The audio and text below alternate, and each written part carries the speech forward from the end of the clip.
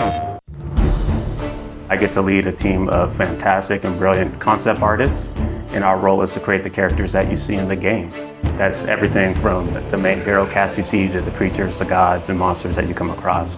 The hope is that we get something that feels unique and stands up to the history and the legacy of what the God of War franchise has always done. I feel like from the first games, that was a similar approach that they were doing, and that's not always easy.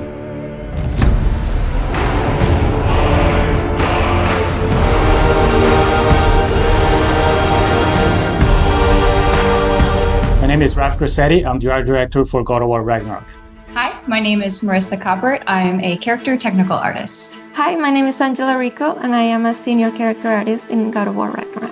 Hi, I'm Della Longfish, and I am the lead of the character concept team at Santa Monica Studio. Come in. What in all yarn speed that happened to him? As a character technical artist here at SMS, I rig most of the characters and props that you see throughout the world. As character artists, our job is to create 3D assets based on the beautiful concept art provided to us. We do this by making sure that the silhouettes on the models and the textures and materials stand out instantaneously. So when you see our characters on the screen, we want you to almost like them immediately or have a connection to them to some extent before even interacting with them. As art director, I get the chance to collaborate with all the departments in the studio, from narrative to viz dev, because we want to make sure the factions feel correct, all the races belong to where they're supposed to be, like all the realms have very specific characteristics about them to make sure it all fits within the God of War universe. Sorry, one more thing. Although these are gifts I'm giving to you, so I shouldn't be sorry and you should be thankful. Anyways, here, please be careful. In the God of War 2018, we saw Brock and Sindri, and that was the tip of the iceberg of the Huldra. And in God of War Ragnarok, we actually get to go and visit Svartalfheim, where they're from, and a great part of that too is we want to make sure that we expand the cast. You know, we'd just seen a little bit of what was represented, and that was something that we hadn't seen.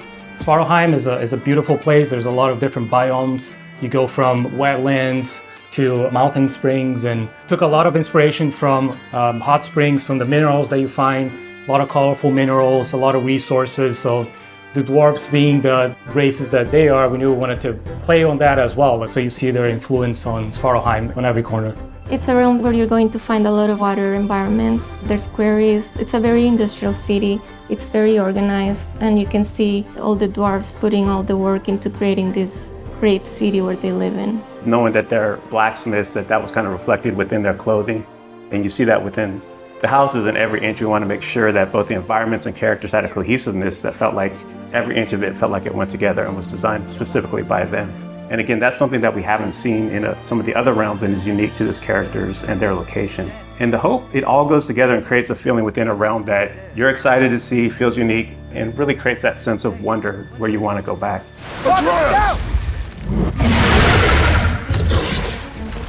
When designing a character to match the geography around it, first it's definitely dictated by the viz dev team and the narrative team and the story team. They make sure the character is designed for features that fit in with what they need. When designing the Grims, we took a lot of inspiration from the environment. So we took a lot of inspiration from lizards, creatures that kind of belong to that environment. They have those big claws. There's small critters to the big ones, and really building up that race, making sure they kind of belong and that realm felt lived in and that ecosystem felt like very diverse. Making sure that it feels natural and believable is a big part that goes into the design elements. So our artist, Stephen Oakley, pulled a lot from the environment concepts that Luke Berliner and his team were doing and put a lot of those into actually the skin texture, even the bulk and volumes that you see in the characters. So it really does feel like not only do they belong in there, but you're able to see them and they stand out for the combat experiences with the character. Character design is all about storytelling. In the example of Durling, his design was really tailored to convey his own personality. He's a bookkeeper from Svartalfheim, and because his job demands, he's very organized, he's very rigid, and he's a very play-by-the-rules kind of guy. But then in contrast, you have his friend.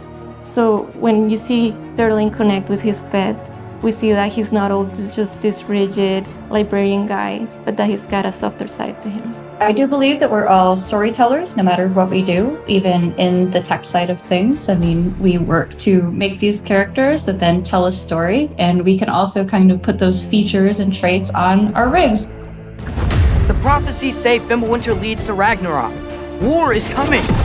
Svartalfheim, the dwarves, working with different races from different realms, so definitely seeing Ragnarok and the impact of that into the realm, it puts them into this position that's very interesting to see which side they take and things that they're building. So as you go through the level, you find out a lot more about this race and the political situation that is happening while Ragnarok and Fimbulwinter is taking place. Hey, dwarves! Oh. They're, running away. One thing that our hope is with the cast of characters within every realm is not that it's just enemies there to kill you. We want to feel believable and that there's a wide world out there, but we want to kind of plant these seeds within any cast of the realm that there's more outside of what you're playing, and we want the fans to feel like they can go back and really visit those areas and want to go explore. If the geysers and smell here are worse because of Fimbulwinter, maybe the earthquakes are too? Aye. Going into Svartalfheim, I'm really excited for players to experience all the new races that lived in that realm, how they play very different from anything we had before. There's wildlife, it's something that kind of goes unnoticed, but we took a lot of effort to make the realm feel believable. So there's a lot in Svartalfheim, a lot to explore. I'm really excited for Svartalfheim. It is a gorgeous realm. After looking through some of the cinematics and playing some of the cinematics and playing through some of the puzzles, I'm so excited how water plays such a big feature in that realm, and that is so cool. I'm most excited for fans to finally get to see how the dwarves live. Brock and Sindri were fan favorites in the last game, so I think that all the work that we've put into Svartalfheim is going to make all the other dwarves shine just as bright as the brothers did.